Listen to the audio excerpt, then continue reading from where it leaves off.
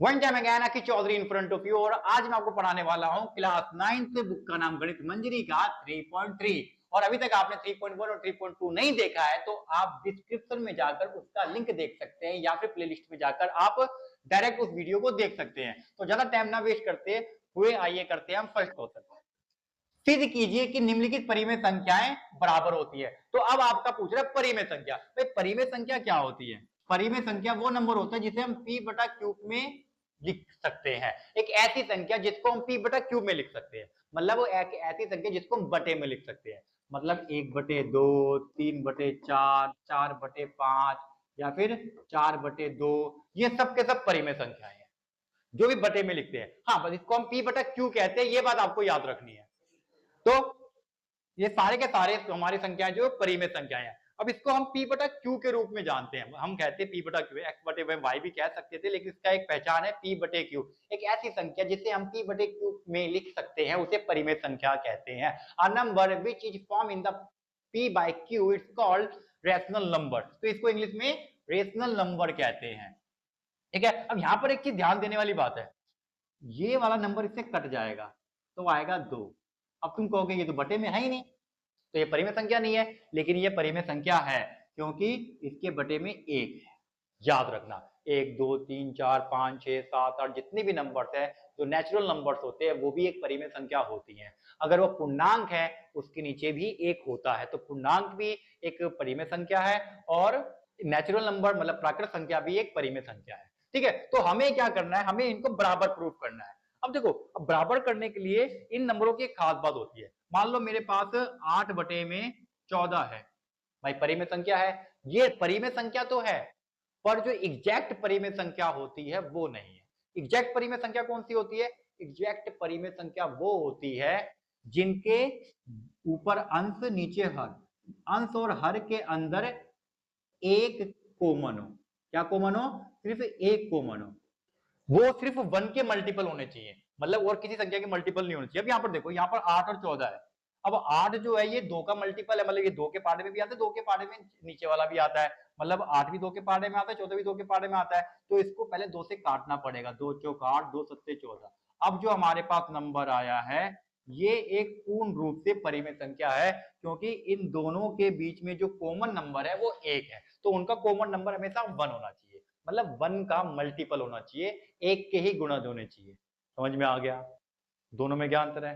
और जब हम काटने के बाद इसको लिखते हैं तो इसको हम कहते हैं सरलतम रूप। तो इसको सरलतम रूप में लिखने के बाद जो हमारे पास एक संख्या आती है बटे में, उसे हम परिमेय संख्या कहते हैं, और अंग्रेजी में कहते हैं इसको, तो सिंपलेस्ट फॉर्म में लिखना बहुत जरूरी होता है।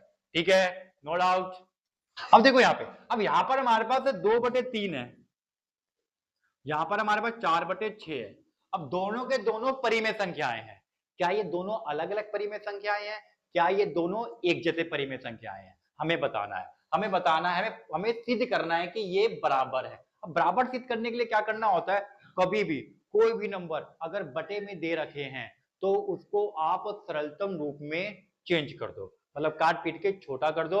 लास्ट में जाने के बाद वो अपने अब आखिरी पॉइंट पे पहुंच जाएगा, मतलब आखिरी स्टेज पे पहुंच जाएगा, तो हमें पता चल जाएगा कि वो बराबर है या नहीं है। ठीक है, अभी ये छोटा नंबर है, ये बड़ा नंबर है, अगर मैं इसको काट दूं 2 से, 2 दूनी 4, 2 तिया 6, तो हमारे पास हो जाएगा 2/3, 2/3 हो गया बराबर। कोई डाउट? यहां पर हमारे पास 5/4 है, यहां पर हमारे पास 10/8 है। अब इसको तो हम काट नहीं सकते क्योंकि इन दोनों के बीच में 1 का डिफरेंस है, इसके बीच में भी हमें मतलब 1 ही कॉमन है, दोनों 1 के मल्टीपल है, इसको भी हमें 1 के मल्टीपल में चेंज करना है। अब ये 2 के मल्टीपल में है, 2 से काट दो, 2 पंजे 10, 2 चौक 8, कट गया। अब दोनों के दोनों नंबर इससे छोटे नहीं हो सकते, जब दोनों नंबर छोटे नहीं हो सकते तो ये बताएंगे कि हम बराबर है कि नहीं है। काटने के बाद पता चल रहा है कि ये बराबर है, हो गया फिर। नेक्स्ट, माइनस का 3/5 और ये माइनस का 6/10। अब इसको भी काटेंगे, ये तो नहीं कटेगा, ये कटेगा 3 दूनी 3 पंजे, 2 तिया 2 पंजे, 2 पंजे 10, तो ये आ गया 3/5 बराबर है माइनस का 3/5। ये भी बराबर हो गया, हमें बराबर प्रूफ करना था। अब यहाँ पर है 9/3 और ये है 3। अब यहाँ पर देखो ये तो नीचे 1 है, फोर टू नीचे एक है, तो दोनों के बीच में एक ही कॉमन है बस, यहाँ पर काट देंगे तो 3 आ जाएगा, यहाँ बचा 3 बराबर में 3, ये भी बराबर हो गया। तो इस तरीके से हम इसको सॉल्व करते हैं। ये क्वेश्चन आपकी बुक में दे क्यों रखा है, 9th क्लास में, छठी सातवीं के क्वेश्चन है, ये आपकी बुक में इसलिए दे रखे हैं कि अब आपको पूर्णांक, परिमेय संख्याएं, अपरिमेय संख्याएं, पूर्ण संख्या है, प्रकट संख्या, जितनी भी चीजें आपने अभी छठी सातवीं आठवीं में पढ़ी है, वो सारी चीजें आपको याद रहे, क्योंकि आने वाले भी जो क्वेश्चन आएंगे 4th चैप्टर में, 5th चैप्टर में, 6th चैप्टर में, इन सब की बहुत जरूरत पड़ने वाली है। और अगर आप ये सारी चीजें भूल जाओगे तो आगे के क्वेश्चन आपसे नहीं सॉल्व होंगे, इसलिए इनको याद रखना है। ठीक है, परिमेय संख्या खत्म होगी हमारी। अब हमारा आता है नेक्स्ट। नेक्स्ट में क्या है, निम्नलिखित का योग ज्ञात करो। अब योग ज्ञात करने वाले क्वेश्चन आपने 7th क्लास में करे थे, 9th क्लास में दोबारा कर रहे हैं। बस ये फर्क इतना है कि 9th क्लास में आपको सिर्फ एक छोटा सा एक एक्सरसाइज दे रहा है कि 3-4 क्वेश्चन करवा रहे हैं, जिससे कि आपकी एक रिवीजन हो जाए, रिवाइज हो जाए, जो आपने अभी तक पास्ट में पढ़ा था। ठीक है, तो गणित मंजरी जो बुक चेंज होकर आई है उसमें सिर्फ हमें यही फायदा मिल रहा है कि हमें पुरानी चीजें भी ये याद करवा रहा है। 2/5 प्लस 3/10। अब इसको प्लस कैसे करते हैं, दो तरीके बताऊंगा, जो आपको अच्छा लगे आप उससे सॉल्व कर लेना। सबसे पहले तो हमेशा जो नीचे होता है उसे कहते हैं हर। हर का हमेशा ही एलसीएम लिया जाता है। 5 का और 10 का अगर मैं एलसीएम लूंगा तो हमें पता है कि क्या आएगा, 5 एकम 5, 5 दूनी 2 एकम 2, ये आ गया 5 गुना 2 इक्वल टू 10, तो 10 आएगा। नीचे वाले का हमेशा एलसीएम लेते हैं। अब यहाँ पर देखिए कि यहाँ पर हमारे हर में क्या है, 5 है, मतलब इस नीचे वाली संख्या को इस नीचे वाली संख्या से भाग करेंगे, 5 दूनी 10, 2 आया, 2 को ऊपर गुणा करेंगे, 2 दूनी 4। ठीक है, फिर से देखेंगे, इस 10 को 10 से भाग करेंगे, क्या आएगा, 10 एकम 10, 1 आया, 1 को ऊपर गुणा करेंगे, 3 एकम 3, 4 और 3 7 बटे में 10। ये हमारा फाइनल आंसर है। एक तरीका और देखो इसका, उसमें आपको एलसीएम लेने की जरूरत नहीं पड़ेगी। 2/5 3/10। अब इस तरीके में आपको क्या ध्यान देना है कि यहां पर 10 है, यहां पर 5 है, हमें नीचे वालों को बराबर करना है। अगर ये 10 है तो इसको 10 ही रहने दो, अगर यहाँ 5 है, नीचे 5 है, नीचे वाले को बराबर करना है। नीचे हम ऐसा क्या गुणा करें कि वो 10 बन जाए, तो नीचे हम 2 गुणा करेंगे, 10 बन जाएगा। 2 से इसको गुणा करेंगे तो नीचे आ गया 10, उसी 2 को ऊपर भी गुणा करना है, 4। अब नीचे 10 है तो हम 10 लिखेंगे और ऊपर वाले को 4 और 3 जोड़ देंगे, 7 बटे में 10 आ जाएगा।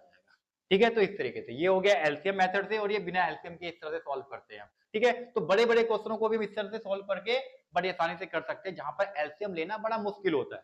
ठीक है, नो डाउट। अब हम करेंगे सेकंड क्वेश्चन। सेकंड क्वेश्चन में आपको इस वाले मेथड से करवाऊंगा, क्योंकि ये मेथड आपको आना चाहिए। 7/12 प्लस 5/8। सबसे पहले नीचे वाले का लेंगे एलसीएम, 4 से कटेगा, 4 तिया 12, 4 दूनी 8, फिर 2 से काट देते हैं, 2 तिया 1, फिर 3 से काट देते हैं, 3 दूनी 6, 6 चौक 24। अब जब 24 आ गया, 12 को 24 से डिवाइड करेंगे, 12 दूनी 24, 2 को ऊपर गुणा करेंगे, 7 दूनी, 8 को 24 से गुणा करेंगे, 3 आएगा, 8 तिया, 3 को ऊपर गुणा करेंगे, 7 दूनी 14 प्लस में 5 तिया 15 बटे में 24, और ये हो जाएगा 29 डिवाइड बाय 24। ठीक है, ये हमारा आंसर है। वैसे बहुत सारे बच्चों को तो आता होगा, अगर आपको पहले से आता है तो अच्छी बात है, अगर आपको पहले से नहीं आता है तो आपको ये मेथड जरूर सीखना चाहिए, क्योंकि बहुत इंपॉर्टेंट है। आने वाले समय में बहुत सारे क्वेश्चन ऐसे मिलने वाले हैं आपको। अभी भी समझ में नहीं आया तो आप रिपीट करके देख सकते हो। नेक्स्ट है हमारे पास माइनस का 4 divide by 7 plus 3 divide by 14। 7 और 14 का एलसीएम लेंगे तो भैया 14 ही आएगा। 7 को इससे डिवाइड करूंगा, 7 दूनी 2 आया, 2 को ऊपर गुणा कर दूंगा, 4 दूनी 8 प्लस 14 को 14 से भाग करूंगा, 1 आएगा, 1 को ऊपर गुणा कर दूंगा, 3 एकम 3। अब 8 में से 3 गया, माइनस का 5, क्योंकि माइनस का बड़ा है, नीचे आ गया 14। That's my answer. समझ में आ गया। अब हम करेंगे नेक्स्ट क्वेश्चन। तो निम्नलिखित का अंतर ज्ञात करो। अंतर मतलब माइनस करना है, यहां पे ध्यान देंगे।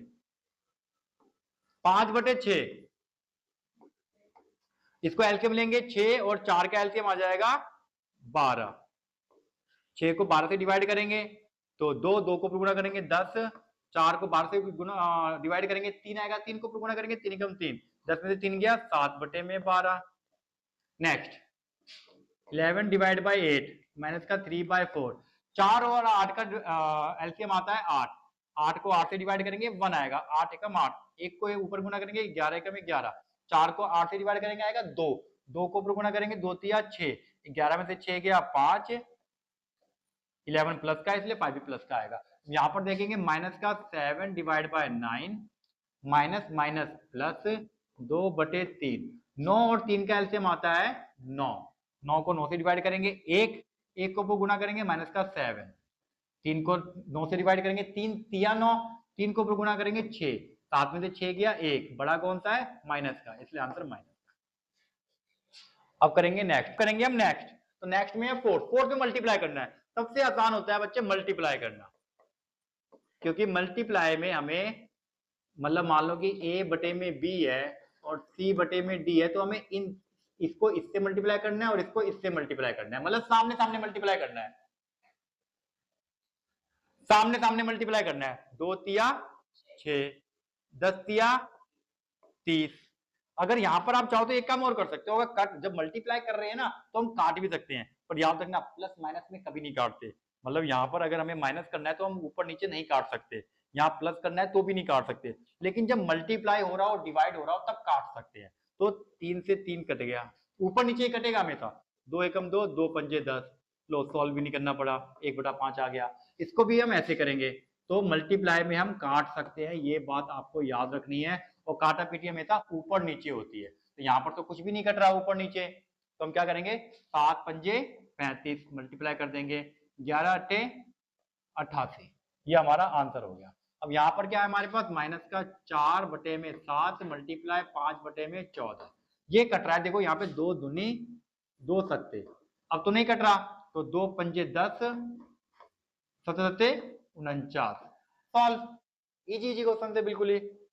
नेक्स्ट, नेक्स्ट में क्या है डिवाइड करना है। अब डिवाइड करने वाला जो कॉन्सेप्ट है माय डियर, आपको याद रखना है कि जो डिवाइड के इस तरफ वाली संख्या होती है, कहां वाली, डिवाइड की इस तरफ वाली संख्या होती है, उसको हम डिवाइड की जगह मल्टीप्लाई लगा दो, और जब मल्टीप्लाई लगा दिया है इस वाले को उल्टा करके लिख दो, मतलब सब डिवाइड डायरेक्ट नहीं होता फ्रैक्शन में, डिवाइड करने के लिए हमें मल्टीप्लाई करना होता है, लेकिन डिवाइड के इस तरफ वाली संख्या को हम व्युत्क्रम कर देते हैं, व्युत्क्रम मतलब उसको पलट देते हैं, इंग्लिश में कहते हैं रेसिप्रोकल, तो रेसिप्रोकल कर देते हैं हम उसका, तो उल्टा हो गया। अब उल्टा होने के बाद अगर ऊपर नीचे कट रहा है तो काट दो, ये मल्टीप्लाई करना है, लेकिन यहाँ कुछ भी नहीं कट रहा, 10 दूनी 20, 3 तिया 9, यहाँ पर भी सेम वैसे ही करेंगे हम,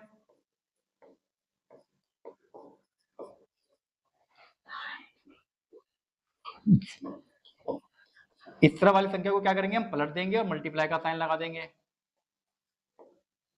अभी भी नहीं कट रहा, 7 अट्ठे 56, 11 पंजे 55, ठीक है। नेक्स्ट, माइनस का 4 डिवाइड बाय 7, ठीक है, यहां पर फिर से हम क्या करेंगे, डिवाइड को हटा के मल्टीप्लाई, इधर वाले को हम पलट देंगे, 10/5। अब देखो ये कट रहा है, 5 10/14 14 है, इसको हम पलट देंगे, 14 डिवाइड बाय 5, 7 दूनी कट गया, अब कुछ नहीं कट रहा, 4 दूनी 8, ऊपर माइनस का, नीचे यहाँ पे 1 है, 5 एकम 5, सॉल्व, ठीक है। तो इस तरीके से हम सॉल्व कर लेंगे। नेक्स्ट क्वेश्चन, तो नेक्स्ट क्वेश्चन में क्या है, ध्यान देंगे, इसको हमें सत्यापित करना है, मतलब सो दैट हमें दिखाना है कि ये दोनों बराबर होते हैं। ध्यान देंगे, 1/2 प्लस 3/4 ब्रैकेट में है, मल्टीप्लाई 8/3, 1/2 मल्टीप्लाई 8/3 प्लस 3/4 मल्टीप्लाई 8/3। अब यहाँ पर हमें प्रूव करना है कि ये दोनों के दोनों बराबर है, ठीक है। इसको कहते हैं लेफ्ट हैंड साइड, इसे कहते हैं right hand side. Left hand side को लेफ्ट में सॉल्व करेंगे, राइट हैंड साइड को राइट में सॉल्व करेंगे, और दोनों को चेक करेंगे कि बराबर होता है या नहीं होता। तो यहाँ पर सबसे पहले तो याद रखना, रूल बोर्ड अमाउंट लगेगा भाई, बोर्ड अमाउंट मतलब पहले ब्रैकेट सॉल्व करते हैं, ओ का मतलब ऑफ, ऑफ का मतलब होता है काके की, का, और डी मतलब होता है डिवाइड, एम का मतलब मल्टीप्लाई, ए का मतलब ऐड, और एस का मतलब माइनस। तो सबसे पहले ब्रैकेट सॉल्व करेंगे हम, यहाँ पे ब्रैकेट हमें यहाँ दिख रहा है, तो यहाँ पर पहले ब्रैकेट सॉल्व कर लेते हैं। तो 2 और 4 का एलसीएम आ जाएगा 4, 2 को 2 से डिवाइड, 4 से डिवाइड करेंगे, 2 दूनी 4, 2 ऊपर चला जाएगा 2, प्लस में 4 को 4 से डिवाइड करेंगे 1, 1 को ऊपर इंटू करेंगे 3 एकम 3 मल्टीप्लाई 8/3। अब लेफ्ट हैंड साइड में पहले मल्टीप्लाई होगा, क्योंकि यहाँ पर ब्रैकेट नहीं है। 8 एकम 8, 2 तिया 6 प्लस 3 अट्ठे 24, 4 तिया 12। अब यहाँ पर आ जाएगा 7/4 मल्टीप्लाई 8/3 और यहाँ पर आ जाएगा, अगर ये कट रहा है तो काट दो, 12 एकम 12, 12 दूनी 24। याद रखना सिर्फ वो ऊपर नीचे काट सकते हैं, अगर प्लस का है तो इस तरफ नहीं काट सकते। मल्टीप्लाई होता तो इस तरफ भी काट देते, जब प्लस का होता है तो ऊपर नीचे तो कटेगा पर इस तरफ कभी नहीं काट सकते। तो यहाँ पर ये भी कट रहा है ऊपर नीचे, ये कटेगा 2 से, 2 चौक 2 तिया।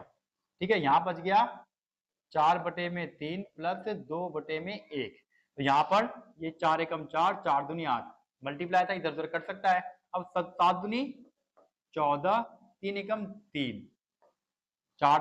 अब इसका हम एलसीएम लेना पड़ेगा, 3 आज 3 और 1 का एलसीएम 3, 3 को 3 से भाग करेंगे 1, 1 को गुणा करेंगे 4, 1 को 3 से भाग करेंगे तो 3 आएगा, 3 को गुणा करेंगे तो 6, 14/3। और ये तो यहाँ पर बच्चे देखेंगे तो यहाँ पर 2 और 3 5 होता है। ठीक है, तो यहाँ हो गया 5 दूनी 10, तो यहाँ पर आ रहा है हमारा 10/3 इक्वल टू 6 4 10/3। दोनों बराबर हो गए, हमें यही सत्यापित करना था कि दोनों बराबर है। ठीक है, क्वेश्चन नंबर 7। अब 7th में क्या कह रहा है, वितरण नियम का प्रयोग करके सरल कीजिए। अब वितरण नियम क्या होता है, देखो वितरण नियम का मतलब होता है 7/9, 6/7 माइनस का 3/4। ये हमारा सवाल है। वितरण नियम का मतलब क्या होता है कि इस संख्या को पहले इससे मल्टीप्लाई करो, इस संख्या को फिर इससे मल्टीप्लाई करो। वैसे हमारा अगर वितरण नियम ये नहीं बोलता तो पहले मैं ब्रैकेट सॉल्व करता, फिर मैं इससे मल्टीप्लाई कर देता, थोड़ा आसान हो जाता। पर इसने कहा वितरण नियम, डिस्ट्रीब्यूटिव प्रॉपर्टी से हमें सॉल्व करना है। इसको इससे मल्टीप्लाई करेंगे, फिर इसको इससे मल्टीप्लाई करेंगे। अब यहां पर ध्यान देंगे 7 से 7 कट गया और ये भी कट रहा है, 3 दूनी 3 तिया, ये 3 एकम 3 तिया, तो यहां बच गया 2/3 माइनस ये बच गया 7 एकम 7/12। ठीक है, अब इन दोनों का हम लेंगे एलसीएम, 3 और 12 का एलसीएम आएगा 12। अब 3 को 12 से डिवाइड करेंगे 4, 4 को इंटू कर देंगे, 4 दूनी 8 माइनस 12 को 12 से डिवाइड करेंगे 1, 1 को गुणा करेंगे 7 एकम 7, 8 में से 7 गया 1/12। ये हमारा आंसर है। अब हम करेंगे नेक्स्ट क्वेश्चन। तो 8वां क्वेश्चन है, इसके अंदर में x का मान निकालना है। ठीक है, तो सबसे पहले हम क्या करेंगे, 5/6 x plus 3/5 equal to 5/6 x plus में 12। इस क्वेश्चन में हमें x का मान निकालना है और x का मान निकालने के लिए हम क्या करेंगे, सभी x वालों को एक तरफ करेंगे, बिना x वालों को एक तरफ करेंगे। तो यहाँ पर इसको इससे मल्टीप्लाई करेंगे, 5x डिवाइड बाय 6 प्लस इसको इससे मल्टीप्लाई करेंगे, 5 तिया 15, 6 पंजे 30, ये यहाँ पर सेम ऐसे ही रहेगा। यहाँ पर 1/2 है, 15 एकम 15, 15 दूनी 30। अब यहाँ पर आप ध्यान से देखोगे तो दोनों के दोनों बराबर हो गए, और यहाँ पर अगर ये दोनों बराबर हो गए तो सवाल लगता है गलत है। कुछ टीचर इस सवाल को गलत बोलेंगे, लेकिन यहाँ पर आपको ध्यान देना है, जब ये दोनों लेफ्ट हैंड साइड और राइट हैंड साइड दोनों बराबर है तो हम यहाँ पर ये कहेंगे कि x का मान कुछ भी हो सकता है। मतलब आप जो भी x की वैल्यू यहाँ पुट करोगे, 1 2 3 4 5 6 जो भी आप पुट करो, चाहे माइनस में या प्लस में, वो दोनों के दोनों कंडीशन में क्या होंगे, लेफ्ट हैंड साइड और राइट हैंड साइड बराबर होंगे। तो इसका मतलब क्या है कि x का मान कुछ भी रखने से, कोई भी वैल्यू रखने से ये दोनों पक्ष हमेशा बराबर रहेंगे, क्योंकि विदाउट x की वैल्यू के भी ये दोनों के दोनों पक्ष बराबर है। x का मान कुछ भी रख दो, दोनों के दोनों पक्ष बराबर ही रहेंगे। तो यहाँ पर ये एक तुम्हारे लिए ट्रिक क्वेश्चन कह सकते हो कि टीचर को यहाँ पर ये बताना है कि यहाँ पर x का मान कुछ भी हो सकता है। याद रखना, यहाँ पर x से x को काटना नहीं है, हमें यहाँ पर ये लिख के छोड़ देना है कि x का मान कोई भी संख्या हो सकती है। ठीक है, तो इस तरीके से हमारा ये एक्सरसाइज हो चुका है खत्म। 3.4 देखने के लिए आपको डिस्क्रिप्शन में जाना पड़ेगा या फिर प्लेलिस्ट में जाकर आप 3.4 देख सकते हो।